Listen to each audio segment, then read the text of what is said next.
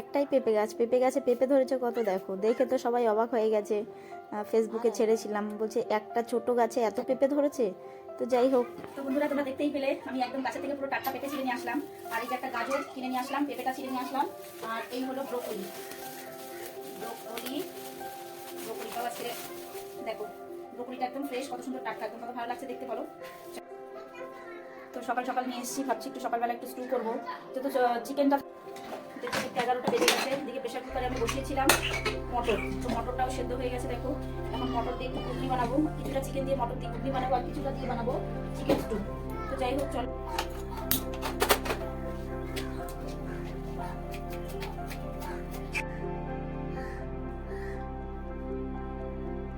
Chicken স্টুটা তো বানাবো, কিন্তু তার আগে একটু ভাবছি ঘুগনিটা করে নিই। কেন মটরটা কালকে ভিজিয়ে রেখেছি, ওটাকে আজকে না করলে না গন্ধ হয়ে যাবে।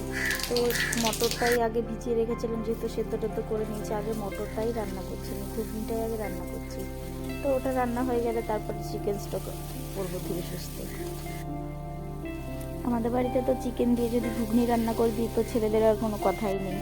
তারপর কালকের মেথি পরোটার গোলা রাখা রয়েছে, ওটা একটু করে দেবো, মেথি পরোটা আর ঘুগনি দিয়ে খাওয়া হয়ে যাবে সকালবেলার টিফিনটা। তো সকাল সকাল হয়ে গেল আমার ঘুগনিটা তো ওই তোমাদের দেখালাম। চলো আজকের মতন টাটা। স্টুটা রান্না করবো একটু পরে, বাট এখন আর দেখাতে পারবো না। যাই হোক এখন কাজের টাইম, অনেক কাজ আছে। তো চলো আজকের মতন টাটা।